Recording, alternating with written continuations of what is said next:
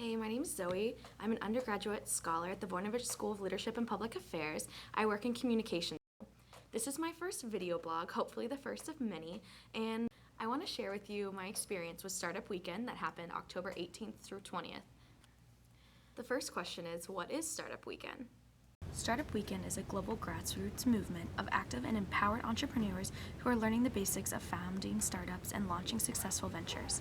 It is the largest community of passionate entrepreneurs with over 400 past events in over 100 countries around the world since 2011. What drew me to the Voinovich School was the do-tank attitude, the cutting edge, the uniqueness.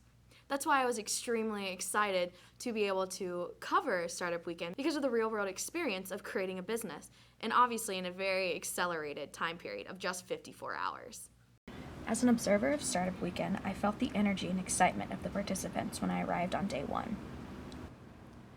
To kick off the 54-hour weekend, participants had the opportunity to pitch their idea and product in a 60-second pitch fire. They had to answer who they are, what their product is, what they're trying to solve, and who they need to solve it. By popular vote, only 8 ideas were selected. Participants then were encouraged to join a team and begin their weekend. Here are some teams discussing their startup ideas. We are trying to find a way to link alumni with students who need textbooks. Right now, we're just trying to outreach to the alumni and the students and say, are you interested in our idea? Do you want to use our service? We hope we get good feedback, and we're working on our business model to have the best possible pitch by Sunday. So the idea is to create an app that allows people to professionally record and edit their videos. So all the edits that they see on TV, they can do within an app on their mobile device. So they can record and also edit. They don't have to sit in front of a desktop computer for 15 hours. Some startup ideas had other target markets in mind. For example, the Human vs. Zombies game. This team is working on creating Nerf-style blasters designed for adults. My question as the observer is, how do we know that this new Nerf blaster is the solution? Anna Jensen, Associate Director of Ohio University's Innovation Center and facilitator of Startup Weekend, answers my question by telling me the purpose behind Startup Weekend. The whole weekend is about is having an idea and then testing it, right? So you have a hypothesis, you've got to test it to see if it's true, and that even goes back to the initial part of I have a problem, I think there's this problem, and that's my business is the solution to that. Well, you just think there's a problem. Now you've got to prove that there's a problem, and then you've got to prove that your solution is the solution to that problem. And you have to prove that it's of value that people will pay for. And that's what the Nerf Blaster team did. I attended a Human vs. Zombies meeting where they administered surveys to support their hypothesis. One of the many advantages to Startup Weekend are the great resources available. For example, the diverse professionals, also known as coaches. Anna Jensen describes what it's like to work with some of the coaches. One coach would make suggestions or ask you a question that's like, wow, what a great idea. I want to go work on that right now. And then another coach would come in. And so they had to take really good notes. And then after seeing 6 different people, sort of wade through it all and see what really made sense for them. And from an outsider's perspective, it looked like the teams were overcoming these challenges through efficient and diligent work. As the end of day 2 drew closer, teams were perfecting their preparation and presentation material for judging on day 3. At the end of the 54 hours, each team will present their MVP to a panel of judges and experts in the area of business in order to win to $1,600 in prizes, a 6-month membership to the Innovation Center, and a 1-hour business consultation with the Chief Operating Officer, Matt Strader of Imager. In the beginning of day 3, Jennifer Simon, the director of the Innovation Center, discusses what's next.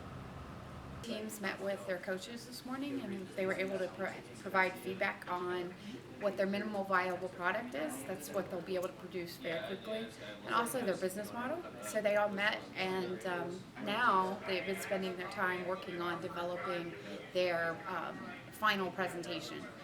The time everyone was anticipating has come and gone. Teams prepared and presented their final minimal viable products. Now the judges are deliberating. John Rossi, a global coordinator of Startup Weekend, has some closing remarks. Talk, share, and recruit early and often, right? Talk about your product. Don't be afraid to say, well, if I give my secret away or if I give my idea away, someone else is going to steal it. So how many different versions of the chair are there? Next, John announces the 3 first-place teams. In third place, Ford It, a platform for budgeting. The Nerf Gun Blaster came in second place.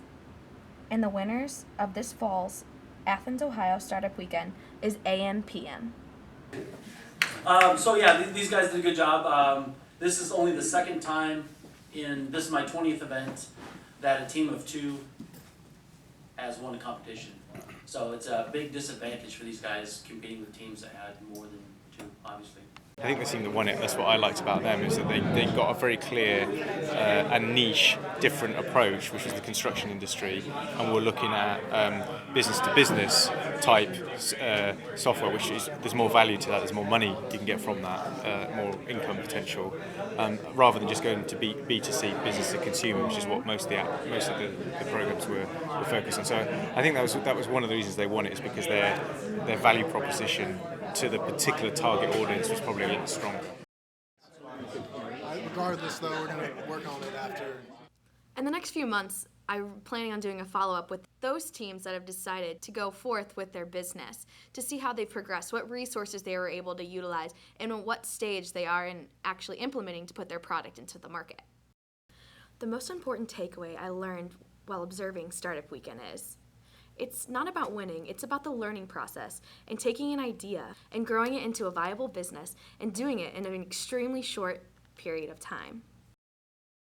The participants have learned how to take an idea and turn it into a business idea. And they've been able to identify how to very quickly validate with other potential customers or target markets that they have through surveys, going directly to people and asking them questions. I think that is the really important part about building a business, especially for startups, is not dealing with what's the product first, but more importantly, what do customers want. Anyone can be a part of Startup Weekend. You don't need an idea, a pitch, or even a team. All you need is the desire to learn about the business model and entrepreneurship.